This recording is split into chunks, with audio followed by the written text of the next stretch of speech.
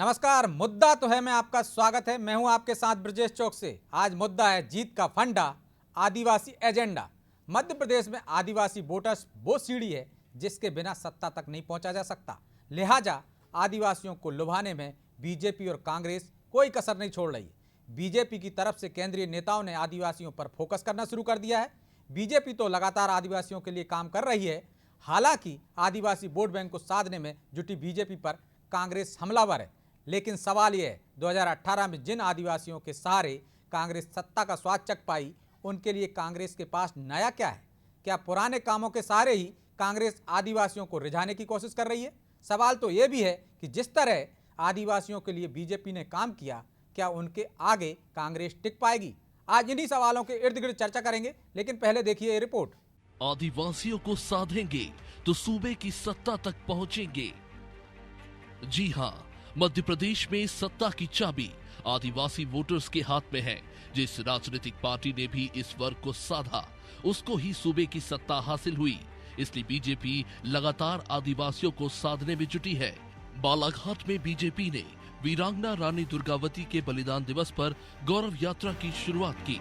जाहिर है कि 2003 और 2008 में आदिवासियों का साथ बीजेपी को मिला, लेकिन 2008 में जब जयस के सहारे आदिवासी कांग्रेस की तरफ गए तो प्रदेश में कांग्रेस की सरकार बनी। लिहाजा भाजपा 2018 के चुनाव से सबक लेकर बैठी है और तभी से बीजेपी आदिवासियों के बीच अपनी पैठ को मजबूत करने में लगी है। बालाघाट में हुए कार्यक्रम में भी इसकी झलक देखने को मिली। जब कांग्रेस की सरकार थी तो बताओ मध्य प्रदेश में सड़कें थी क्या? ऐसे नहीं, जोर से बोल के बताओ, सड़कें थी क्या? गड्ढों में सड़क की सड़क में गड्ढा की गड्ढम गड्ढा। गाड़ी अगर चलती थी तो गाड़ी खाए हिचकोले, हड्डा पसरा सारे डोले, याद आ गए शंकर भोले। यह हालत मध्य प्रदेश की हो गई थी। सड़कें नहीं, बिजली नहीं। ये जग जाहिर है कि आदिवासियों के जननायकों को बीजेपी ही सबसे पहले सबके सामने लाई और उन्हें सम्मान भी दिया। फिर चाहे बात हबीबगंज रेलवे स्टेशन के नाम रानी कमलापति करना हो, या फिर आदिवासी जननायक टांट्या मामा का बलिदान दिवस मनाना, या फिर द्रौपदी मुर्मू को राष्ट्रपति बनाना, लेकिन जब बात कांग्रेस की आती है तो आदिवासियों के लिए कांग्रेस कोई नया काम करती नहीं और पुराने कामों के जरिए ही आदिवासियों को रिझाने की कोशिश करती है। खैर, कुछ दिन पहले ही कांग्रेस ने भगवान बिरसा मुंडा की पुण्यतिथि मनाई। हालांकि कांग्रेस अब बीजेपी के कार्यक्रम को लेकर उस पर हमलावर है। भारतीय जनता पार्टी चुनाव हार रही है और देख रही है अपने आप को हारता हुआ, इसलिए वो सारे प्रयास किए जा रहे हैं कैसे चुनाव में वो जीत पाएं और सरकार बचा पाएं। आदिवासी प्रेम भी चुनावी है, आदिवासी वर्ग भी जानता है, इस बार भी सुपड़ा साफ होगा। आदिवासी वर्ग यही सवाल पूछेगा कि उनके लिए किया क्या? कुछ भी नहीं किया। उनके लिए किया कांग्रेस पार्टी ने सत्ता में, संगठन में भागीदार बनाने का काम और उनके मसलों को सुलझाने का काम। बीजेपी ने सिर्फ ठगने का काम किया। बीजेपी को करारा जवाब देंगे। इस साल के अंत में मध्य प्रदेश में चुनाव होंगे। ऐसे में आदिवासी, बीजेपी और कांग्रेस दोनों के लिए काफी अहम है, क्योंकि मध्य प्रदेश की कुल 230 सीटों में से 84 सीटों पर आदिवासी वोटर्स निर्णायक हैं।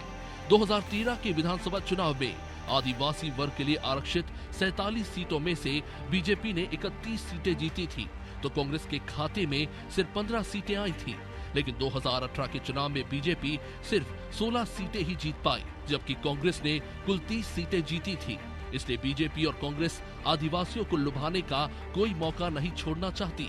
हालांकि आदिवासी वोट बैंक को साधने में कौन कितना कामयाब हो पाएगा, ये आने वाले वक्त में स्पष्ट हो जाएगा। ब्यूरो रिपोर्ट, अनादि टीवी। तो इस मुद्दे पर चर्चा के लिए हमारे साथ जुड़ गए हैं अजय शाह, नेता हैं कांग्रेस से, सनवर पटेल, प्रवक्ता हैं बीजेपी से, संदीप नरगावे, प्रवक्ता हैं जैस से। तीनों मेहमानों का बहुत बहुत स्वागत है। अजय जी, शुरुआत आपसे ही करेंगे। पत्ते खोल दिए बीजेपी ने तो, गौरव यात्रा से लेके टंट्या मामा तक, कमलापति स्टेशन की बात करें, रानी कमलापति की, नायकों को सम्मान देने का, पैसा एक्ट का। लेकिन कांग्रेस के पिटारे से कांग्रेस ने अपने पत्ते नहीं खोले। कुछ नया करना पड़ेगा आपको, इससे आगे जाना पड़ेगा। अब आपने शुरुआत की गौरव यात्रा से, मैं देना चाहता हूं, 18 साल से बीजेपी की सरकार है, बड़ी देर कर दी हुजूर, हमारे पास आते आते देश भर में ये चुनाव में बीजेपी की दुर्गति ना होती तो पुरोधा आदिवासियों के ये इनको कभी याद ना आते। और आदिवासी गौरव की बात है, मैं बताऊं ये आदिवासी गौरव मनाने की इनको क्यों पड़ी? क्योंकि इन्होंने आदिवासी के लिए जो फंड आते हैं सेंट्रल से आते हैं, सेंट्रल से दूसरे फंड आते हैं 125 आर्टिकल में, जिसका ऑडिट भी नहीं होता, और स्टेट जो अलॉट करता है आदिवासी विकास के लिए, उसके फंड में 60% की कमी कर दी है। उसको अपनी चतुराई को ढांकने के लिए ये जुमलेबाज, अभी तक हम लोग बोलते थे कि बड़ी झूठी पार्टी है बीजेपी, बड़ी जुमलेबाज पार्टी है। आज मैं बोलता हूं, एक नया नाम इनको देता हूं कि बीजेपी बड़ी क्या बोलते हैं, ये दिखाने वाली पार्टी है, जो जलसा पार्टी है। जलसा करने में इनका कोई वो नहीं है। ये और आदिवासी जब गौरव इन्होंने यात्रा शुरू की थी ना साहब, उसमें भी उन्होंने आदिवासियों का अपमान किया था। जब पीएम आए थे, उसकी अगवानी, विदाई और सत्कार में एक भी आदिवासी इनका मंत्री को नामित नहीं किया था। श्रीमान, पूछिए ना इनसे, ये हमारा अपमान कर रहे हैं या गौरव बढ़ा रहे थे? शंकर शाह रघुनाथ शाह का जो कार्यक्रम के वंशज और 7 बार के विधायक और 2003 से मंत्री विजय शाह को इन्होंने मंच तक नहीं दिया था। ये अपमान था या गौरव यात्रा थी? और सबसे बड़ी बात तो यह है कि बच्चों के मामा खुद आएंगे, आश्वासन की टोकरियां फिर लाएंगे और झुनझुना थमा के हम गरीब आदिवासियों के हाथों में अगले इलेक्शन तक उड़ जाएंगे। इनका तो ये काम ही है कि विज्ञापनों में खूब दिखता है बीजेपी का क्या बोलते हैं, जो कुछ इन्होंने किया है, लेकिन विज्ञापनों में काम ज्यादा दिखता है। सनवर पटेल साहब, जलसा पार्टी हो गई, 60% फंड में कटौती कर दी है, आदिवासी नेताओं को सम्मान नहीं दिया जाता, मंत्री तक को मंच पे जगह नहीं दी जाती, और गौरव यात्रा निकालते हैं। देखिए, लगातार झूठ बोलने का काम कांग्रेस पार्टी और उसके प्रवक्ता करते हैं। इनसे पूछिए कि भारतीय जनता पार्टी की सरकार बनने के पहले क्या इन्होंने आदिवासी मंत्रालय तक बनाया था? अरे आजादी के 60 साल तक आप आदिवासी मंत्रालय नहीं बना पाए, उनकी चिंता नहीं कर पाए, और आप करते हैं सम्मान की बात। ये भारतीय जनता पार्टी है जिसने जनजाति भाई बहनों को सम्मान देने का काम किया। आज देश की राष्ट्रपति कौन है? आपने कभी अपने 60 सालों के राज में कभी सोचा है कि एक आदिवासी भाई बहन को राष्ट्रपति बनना चाहिए? आपने ऐसा किया है? नहीं। आपको तो अपने किचन के अंदर जो काम करने वाले लोग हैं, जो आपके अपने एक परिवार के प्रति समर्पित लोग हैं, उनको राष्ट्रपति बनाना है, सर्वोच्च पदों पर उनको बिठाना है। आवाज आ रही है मेरी? जी आ रही है, बोलते जाइए। तो आपको तो उनको बिठाना है, और आप कहते हैं जनजाति भाइयों और आदिवासी भाई बहनों की बात करते हैं। आपने शंकर शाह रघुनाथ शाह जी के वंशजों की बात की। आपने आज से पहले कभी शंकर शाह रघुनाथ शाह जी की बात की थी? आपने इन समाज के प्रतिभाओं को स्थापित किया था? आपने टांटे मामा के बारे में कभी सोचा था? आपने भगवान बिरसा मुंडा जी के बारे में कभी सोचा? आपने रानी कमलावती जी के बारे में कभी कोई प्रतिष्ठान स्थापित करें, उसका नाम रखेगा, सोचा? अरे यहाँ तक कि आपने इस देश के प्रमुख 200 प्रतिष्ठित प्रतिष्ठान के नाम सिर्फ एक गांधी परिवार के नाम पर रखे, और इससे भी ऊपर जाए तो चित्रकूट के अंदर जो विश्वविद्यालय बना आदिवासी भाई बहनों के लिए, उसका नाम भी आपने प्रियदर्शनी के नाम पर रख दिया। आपको शर्म आना चाहिए। किस मुंह से आप बात कर रहे हैं? भारतीय जनता पार्टी की सरकार आदिवासी भाई बहनों के लिए समर्पित सरकार है। पैसा एक्ट लागू किसने किया? उनको संपन्न बनाने के लिए, उनको समृद्धशाली बनाने के लिए भारतीय जनता पार्टी ने पैसा एक्ट लागू किया। आज पैसा एक्ट के माध्यम से हमारे 18 साल में नहीं किया आपने। अब आपको याद आ रही है क्योंकि चुनाव आ गए, आपको झटके लग गए हैं कर्नाटक में, दूसरे राज्यों में। ये आदिवासी मंत्रालय कब बना, ये बताइए, ये बताइए आप। ये पैसा एक्ट चालू हुआ कर्नाटक चुनाव के, ये कर्नाटक चुनाव के पहले के उसके बाद में पैसा एक्ट लागू हुआ? ये बताइए, रानी कमलावती स्टेशन का नाम कर्नाटक के पहले हुआ है, कर्नाटक चुनाव के रिजल्ट आने के बाद में हुआ? अजय जी जवाब दे रहे हैं। अजय जी, आप 18 साल गिना रहे हैं, वो 60 साल बता रहे हैं। 60 साल में आपने क्यों नहीं कर दिया ये सब कुछ? राष्ट्रपति से लेके टंटे मामा तक सबको सम्मान क्यों नहीं दिला दिया आपने? जी बिल्कुल। अभी देखिए, नए संसद भवन का उद्घाटन हुआ। संसद में कौन लोग होते हैं? राष्ट्रपति, क्या बोलते हैं, राज्यसभा और लोकसभा। ना तो इन्होंने दलित राष्ट्रपति को शुभारंभ में बुलाया और क्या बोलते हैं नींव डालते समय और भूमि पूजन में, और ना आदिवासी राष्ट्रपति को उसका उद्घाटन के लिए बुलाया। ये बड़ा अच्छा सम्मान देते हैं। दिखा झुंझुना, मैंने झुंझुना बोला ना, ये तो नाम, आप ही के पास आ रहा हूं। नाम क्या झुंझुना थमाकर ये अपना उल्लू सीधा करते हैं। क्यों नहीं बुलाया भाई? उनको इनविटेशन तो उन्हीं को कोसते रहोगे, ये भी तो बता दो 60 साल में आपने क्यों नहीं कर पाया? आप कर देते ये सब चीजें, सम्मान दे देते, उनके नायकों को याद कर लेते, तो ये मौका ही नहीं आता। नहीं, पहले क्या सम्मान नहीं मिलता था? आप बताइए ना। पहले सब रानी दुर्गावती की मूर्ति वहां किसने बुलाई? वहां पे ये राजा रघुनाथ शाह, शंकर शाह की मूर्ति जबलपुर मेन स्ट्रीट में किसने बनाई? संत्या भील की मामा की जो मूर्ति है वो आपने बनाई, मैं मानता हूं। लेकिन जितने दूसरे लोग बाग हैं उनकी मूर्तियां और हम लोग तो सतत बनाते रहे। आप बताइए ना। अब तो इसी वर्ग से एक संगठन आके खड़ा हो गया है, जय आदिवासी संगठन। बीजेपी भी कह रही है हमने बेहतर काम किया है, कांग्रेस भी कह रही है संदीप जी हमने पहले से सम्मान दिया है, बेहतर काम किया जा रहा है, लेकिन वोट के लिए बीजेपी इस तरह के हथकंडे अपनाती है, चुनाव के साल में याद करती है। आपकी क्या राय है? दोनों पार्टियों में किसने बेहतर किया?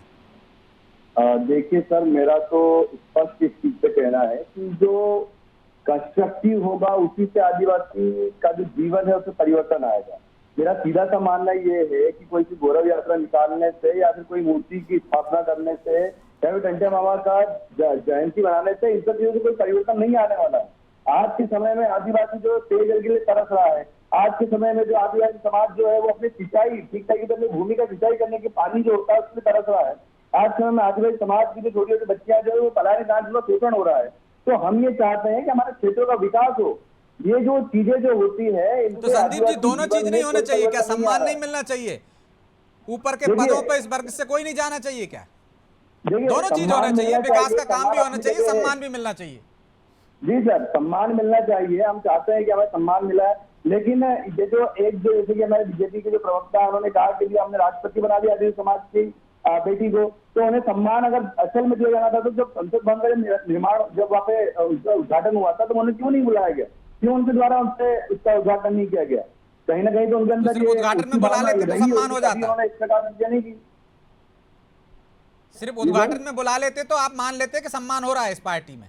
जी सर, बिल्कुल। और दूसरा, मेरा हमेशा ही मैं हमेशा ही कहता हूं कि सर जब तक कंस्ट्रक्टिव कुछ नहीं करेंगे तब तक आदिवासी लोगों का जो जीवन है वो उसमें जीवन में कोई परिवर्तन नहीं आना है। आज के समय में हमारा समाज जो है वो छोटी छोटी चीजों के लिए तरस रहा है। पेयजल के लिए हम लोग घंटों कई बार हमको अधिकारियों के सामने निवेदन करना पड़ता है कि हम पानी के लिए तरस रहे हैं, कम से कम आप छोटे से ट्यूबवेल करवा दीजिए। लेकिन संदीप जी एक बात तो निष्पक्षता से बताइए ना, 60 साल बनाम 18 साल की बात हो रही है। जी सर, तराजू में 60 साल का काम रखा है और 18 साल का काम रखा है। जी सर, किसका पल्ला भारी है?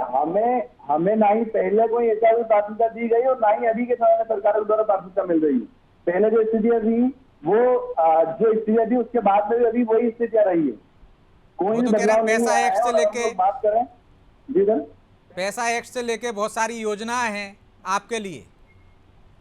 सर उन योजनाओं का क्रियान्वयन ठीक तरीके से कहाँ हो रहा है? जमीन स्तर पर पहुंच कहाँ रहा है? क्रियान्वयन तो जब योजनाओं को फायदा तब होगा ना जब उसका क्रियान्वयन ठीक तरीके से हो। वो जमीनी स्तर पर पहुंचे, लेकिन लोगों को उसको जमीनी स्तर पर पहुंच कहाँ रहा है? जैसे प्रधानमंत्री आवास योजना की बात करें तो आदिवासी क्षेत्र जो है वहां पे जो जान पहचान के जो लोग हैं उन्हीं को प्रधानमंत्री आवास योजना का फायदा मिल रहा है। आज में कई सारे जो गरीब वर्ग के तबके होंगे तो पात्री ना, वो पात्री होंगे ना, और उसी वर्ग से तो होंगे ना। प्रधानमंत्री आवास जिनको मिल रहा है उसी वर्ग से होंगे, पात्र होंगे, तब तो मिल रहा है उनको।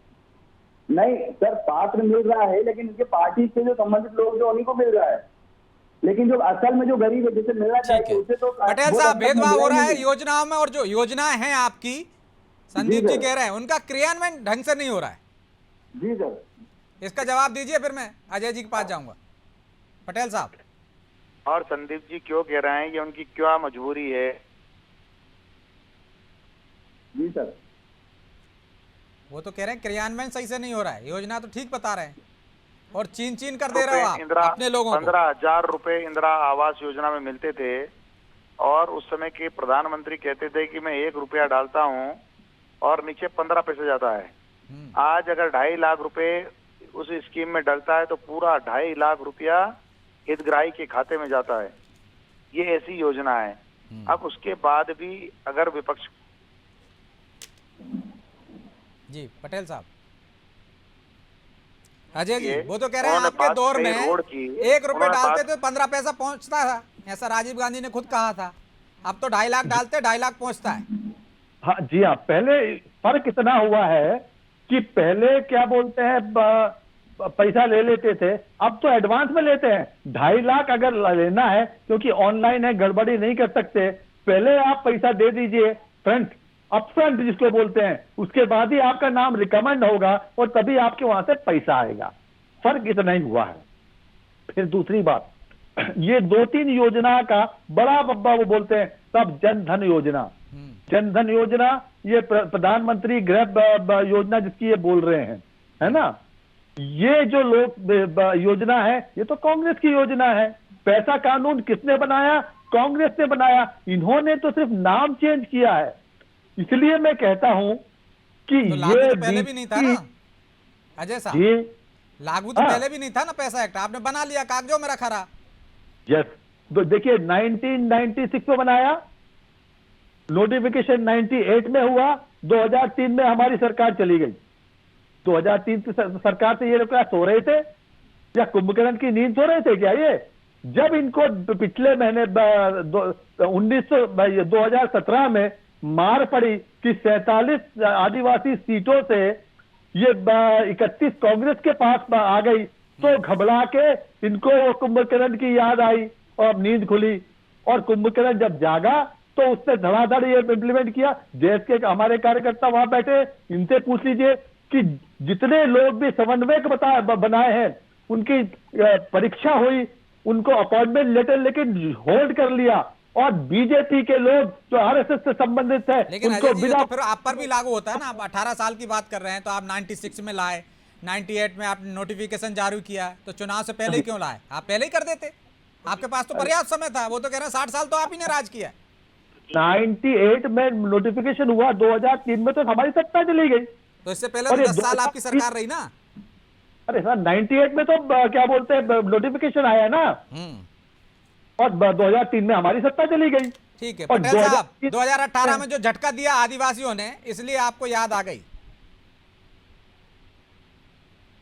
पटेल साहब, हाँ जी फिर से एक बार प्लीज। अजय जी कह रहे हैं 2018 में जो मार पड़ी, जो झटका मिला आपको आदिवासी सीटों पर, 47 सीटों में से, इस वजह से आप अब जागृत हुए। 2018 में जिस प्रकार से झूठ फैलाया गया, 2018 में जिस प्रकार से भ्रम फैलाया गया, घोषणा पत्र से काम नहीं चला, वचन पत्र लेकर आए, 1 नहीं 2 नहीं 973 वचन दिए और एक भी वचन पूरा नहीं किया। 15 माह में त्राईमाम मचा दिया, हाहाकार मचा दिया। अब मध्य प्रदेश की जनता और हमारे जनजाति भाई बहन आदिवासी क्षेत्र में इनके बहकावे में आने वाले नहीं है और इंतजार कर रहे हैं इनको आईना दिखाने का। आइए 23 में आपको आईना दिखाया जाएगा। ठीक है संदीप जी, 2018 में आपका भी रुख बदला था, एक तरह से कांग्रेस को सपोर्ट किया था। क्या आप संतुष्ट थे 15 माह में आदिवासियों के लिए कुछ किया कांग्रेस ने, या आप भी ठगे गए? जिस तरह से पटेल साहब कह रहे हैं भ्रम फैलाया, झांसे में लिया, कहीं आप भी तो झांसे में नहीं आ गए थे? सर सबसे पहले तो मैं हमारे जो बीजेपी के जो हमारे भाई साहब है, जो प्रवक्ता है बीजेपी के, उनका मैं एक जवाब देना चाहता हूँ। वो कह रहे हैं कि हमने कई सारी योजनाएं जो है वो आदिवासियों के लिए लेके आए और उसका क्रियान्वयन हम अच्छी तरीके से आदिवासी क्षेत्रों में करा रहे हैं। अगर इनकी योजनाओं का क्रियान्वयन अगर आदिवासी क्षेत्रों में हो रहा है तो फिर पलायन क्यों हो रहा है? लोग आदिवासी क्षेत्रों को छोड़ के दूसरे राज्यों में जाना मजबूर क्यों है? दूसरा, अगर इन्हीं की एक योजना है कि सोनोग्राफी मशीन जो सभी सरकारी हॉस्पिटलों में होना चाहिए, हमारा जो बड़वानी क्षेत्र जो है, बड़वानी जिला अस्पताल जो है, वहां पे बड़वानी जिला अस्पताल की ये स्थिति है कि यहाँ पे सोनोग्राफी मशीन लाकर रखी हुई, लेकिन उसको चलाने वाला व्यक्ति कोई नहीं है। यहाँ पे कैबिनेट मंत्री है, यहाँ पे राज्यसभा सांसद है, यहाँ पे लोकसभा सांसद है, लेकिन यहाँ पे कोई भी एक भी व्यक्ति जिम्मेदारी नहीं ले रहा है उस सोनोग्राफी मशीन को चालू कराने को लेकर। तो जो जनता का जो पैसा है, उस पैसे को वेस्ट क्यों किया? मेरा सबसे पहला प्रश्न तो ये है। और दूसरा यहाँ पे जो पलायन जिसको बड़े स्तर पे चल रहा है, यहाँ की छोटी छोटी बच्चियां जो है वो दूसरे राज्य में जा रही है, उनका शोषण हो रहा है। एक छोटी सी बच्ची का भी केस मेरे पास आया, तो छोटी सी बच्ची के साथ में 10 लोगों ने मिलकर उसका गैंग रेप किया। तो ऐसे कार्य जो ऐसे जो अशोभनीय चीजें जो आज जवाब ले लेते हैं। फिर पलायन क्या हो रहा है पटेल साहब? छोटा सा कमेंट, फिर अजय जी का एक फाइनल कमेंट लेंगे। पटेल साहब वो कह रहे हैं सब योजनाएं आपकी इतनी अच्छी हैं, जनधन योजना भी आप लेकर आए, तो फिर पलायन क्यों हो रहा है आदिवासी क्षेत्रों से? देखिए, ये पलायन की बात कर रहे हैं, उस समय की उससे तुलना कीजिए आप। जब कांग्रेस की सरकारें होती थी, रोडें नहीं था, बिजली नहीं थी, पानी नहीं था, बिजली कभी कभी आती थी। आज बिजली कभी कभी जाने की खबर आती है। आज एक्सिस बिजली है। आज खेती हमारे जनजातीय क्षेत्रों में किस प्रकार की हो रही है, आज रोडें कैसी है। जब झाबुआ वाले राजपुर में हम जब आते थे, मध्य प्रदेश की सीमा में झाबुआ वाली राजपुर से, तो गड्ढों से पता चलता था कि मध्य प्रदेश आ गया। आज किस प्रकार की सड़क है, और आज ये सड़कों का जाल से किसको लाभ मिल रहा है? वहाँ के रहवासियों को लाभ मिल रहा है। चलिए अजय जी से कमेंट ले लेता हूं, समय नहीं है इसलिए आपको बीच में रोक रहा हूं। अजय जी, आपके दौर से तो बेहतर व्यवस्था है, सड़कें भी अच्छी हैं, बिजली भी अच्छी है, सिंचाई भी पर्याप्त मिल रही है, उनका ये कहना है। आपके दौर से तुलना कर रहे हैं जी, बहुत अच्छा है।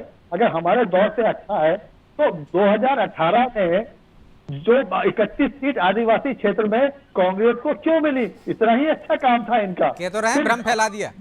अरे तो बोला था ना लगातार ये इस बार 5 सर्वे हुए हैं और एक भी सर्वे में कांग्रेस को हराया नहीं है, इन्हीं को हराया है। और इनकी 127 जो सीटें हैं उसको घटा के हर सर्वे में इंक्लूडिंग सी वोटर्स, सबसे मान्य सर्वे वही होता है ना आज तक, और सी वोटर का उसने कितनी सीटें दी है? 65 सीटें। तो हम ही नहीं कहते, दूसरे लोग कह रहे हैं कि बीजेपी जाने वाली है। और सम्मान की आदिवासी की बात है, अगर मध्य प्रदेश की हम बैठे हुए हैं तो मध्य प्रदेश का पहला आदिवासी मुख्यमंत्री हमने दिया, कांग्रेस ने दिया। 3 आदिवासी उप मुख्यमंत्री मध्य प्रदेश में कांग्रेस ने दिया। यहाँ प्रदेश का जो कांग्रेस के अध्यक्ष है, 2 अध्यक्ष आदिवासी हमने बनाए। सनवर मिया वहां पर अध्यक्ष बना दिया, वो तो राष्ट्रपति बनाने की बात कर रहे हैं जी। लेकिन उनको क्या बोलते हैं, किस तरह से बेइज्जती किया? संसद भवन में 3 लोग हैं। रिपीट हो रहा है साहब, माफी चाहता हूं, समय भी एक बाध्यता है समय की, इसलिए चर्चा को यहीं विराम देना होगा। आप तीनों मेहमानों का बहुत बहुत धन्यवाद। तो आदिवासियों के पास सत्ता की चाबी है और इसी चाबी को हासिल करने के लिए कांग्रेस और बीजेपी जतन कर रहे हैं। आदिवासी जिसके पाले में जाएंगे वो सत्ता तक पहुंच जाएगा। हमने 2018 में भी देखा है किस तरह से बीजेपी से खिसका आदिवासी वर्ग कांग्रेस के पाले में जाकर बैठा तो कांग्रेस सत्ता तक पहुंच गई। 2003 में कांग्रेस से छिटकाई वर्ग बीजेपी के पाले में आया तो लगातार 15 साल सत्ता में रही। लेकिन इस बार किसके पाले में जाएगा, किस पर भरोसा करेगा, ये बड़ा सवाल है और इसका जवाब मिलेगा 2023 के परिणाम में। बहरहाल मुद्दा तो है, मैं इतना ही, मुझे दीजिए इजाजत और आप देखते रहिए अनादि टीवी। नमस्कार।